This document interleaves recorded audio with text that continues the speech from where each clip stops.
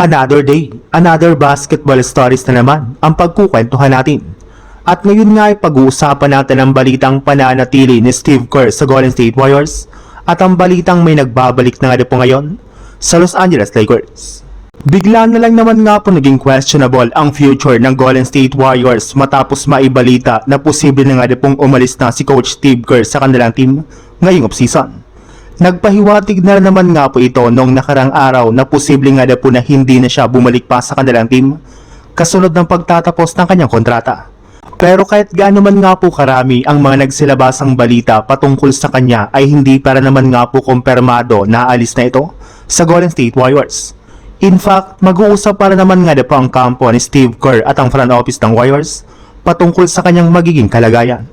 At base nga po sa ibinulgar ni Shams Charania ng ESPN, ngayong linggo na nga po natin malalaman kung babalik pa si Steve Kerr sa Warriors bilang head coach o kung tuloy na nga po siya dito magpapaalam.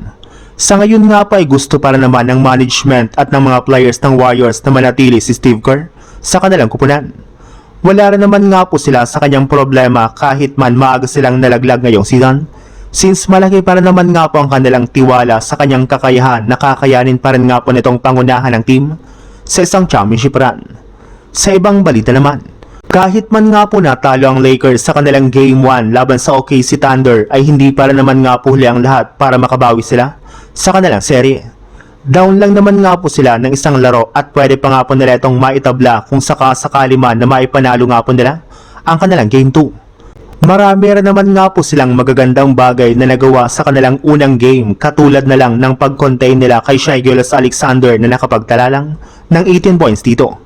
Ito na nga po ang pinakamababa niyang nagawang punto simula pa taong 2024. Kaya wala nga po talagang dapat ipag-alala sa kalagayan ng Lakers lalo pat marami para naman nga po silang baong mga bagong game plan na pwede nga po nalang gamitin pagdating ng Game 2.